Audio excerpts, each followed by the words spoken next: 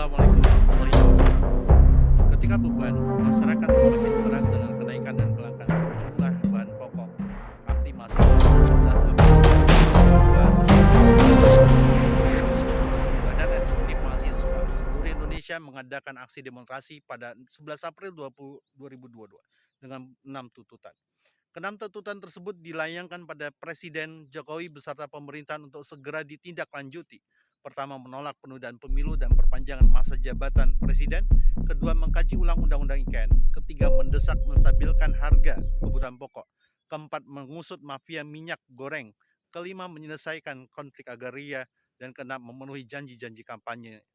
Tak sedikit curah tenaga serta pikiran yang dikerahkan oleh mahasiswa. Aksi turun ke jalan ini murni suara hati mereka. Sebagai agen perubahan, sudah semestinya energi gelombang aksi ini diarahkan untuk perubahan yang hakiki. Berkaca dari aksi mahasiswa 25 tahun yang lalu, aksi yang menjadi titik awal era reformasi menggantikan era Orde Baru. Sejak saat itu bergonta-gantilah kepemimpinan negeri ini dan pemilunya pun tepat 5 tahun sekali. Setiap ganti pemimpin, kondisi negeri kita tercinta tidaklah lebih baik dari sebelumnya. Naik turun harga sembako seolah-olah jadi hal yang biasa, terutama jelang puasa dan tahun baru teman-teman semuanya. Tak ada solusi yang terjadi adalah justru kenaikan harga-harga barang dan jasa yang termasuk basic need, kebutuhan dasar manusia. Sementara pendapatan pemimpin hasil pemilu yang mampu tak satu pun ya, sementara pendapatan individu tak juga naik. Tak satu pun pemimpin hasil pemilu yang mampu mengatasi hal ini tentu dengan tuntas. Lihatlah karut-marutnya persoalan minyak goreng, mulai dari langka hingga dilepasnya ke pasaran dengan harga yang fantastis. Bahkan kita kemarin melihat ya sandiwara yang cukup unik ketika bisikan dari Dirjen Luar Negeri kepada Menteri Perdagangan, Dirjen Perdagangan Luar Negeri kepada Menteri Perdagangan. Justru Dirjenlah yang ditetapkan sebagai tersangka. Padahal berdasarkan data indeksmundi.com, Indonesia merupakan negara penghasil CPO terbanyak di seantero dunia. Namun tak mampu memenuhi kebutuhan minyak dalam negeri, minyak goreng kita dalam negeri. Bukan tak mampu, tapi sesungguhnya tak mau.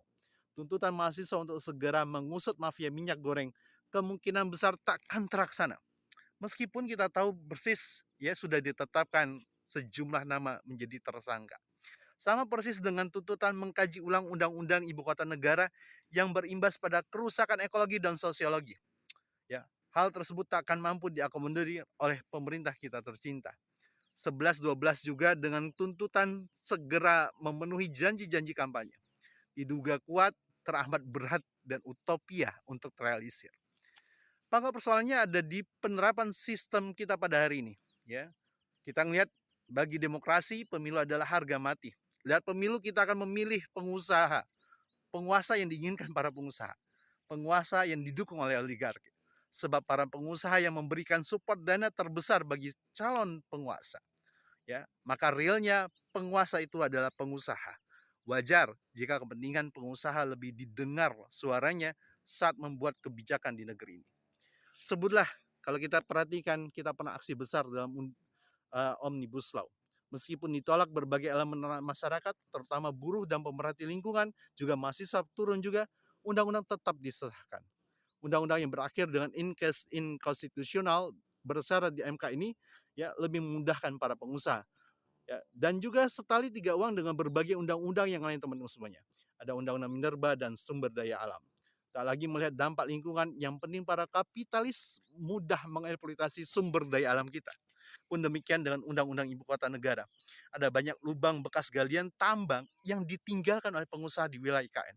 Dengan undang-undang itu para kapitalis bebas ya untuk terbebas dari kewajiban mereka terkait dengan konservasi lahan. Lagi-lagi menguntungkan pihak pengusaha. Dan tak kalah mengkhawatirkan lagi dampak sosial dari penerapan undang-undang IKN yang sengketa lahannya antara rakyat dan penguasa. Suara penolakan rakyat tak terdengar.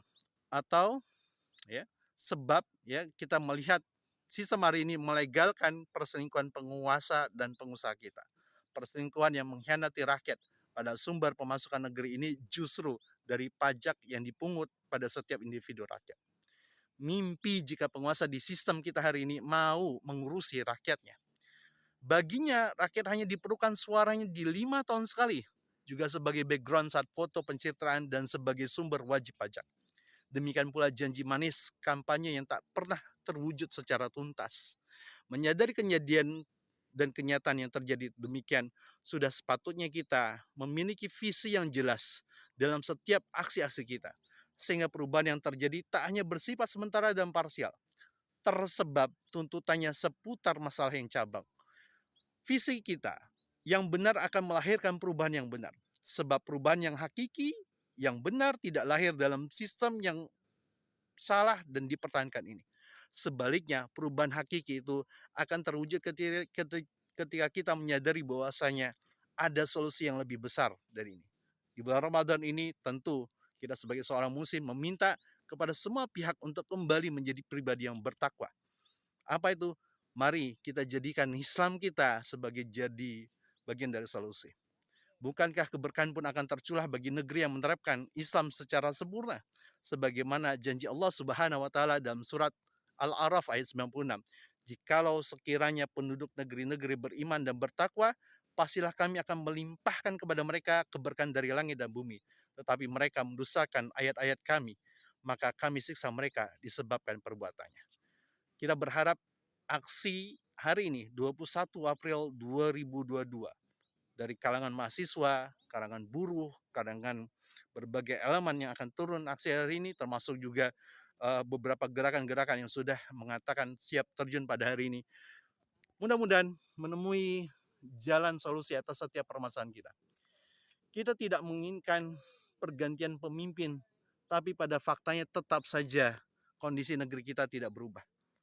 Ya, yang harus kita luruskan adalah bukan menyelesaikan akibat, tapi kita harus mencari apa penyebabnya terjadi permasalahan ini. 21 April 2022 di Ramadan ini, mudah-mudahan teman-teman mahasiswa yang aksi dilindungi oleh Allah Subhanahu wa taala. Pak Presiden dan jajarannya, terimalah para pendemo. Terimalah mereka yang turun ke jalan dengan hati yang lapang. Karena ini adalah suara rakyat yang bisa jadi tertahan hanya gara-gara gorden sebanyak 90 miliar. Sehingga wakil-wakil rakyat kita susah untuk menyampaikan aspirasi dari rakyatnya.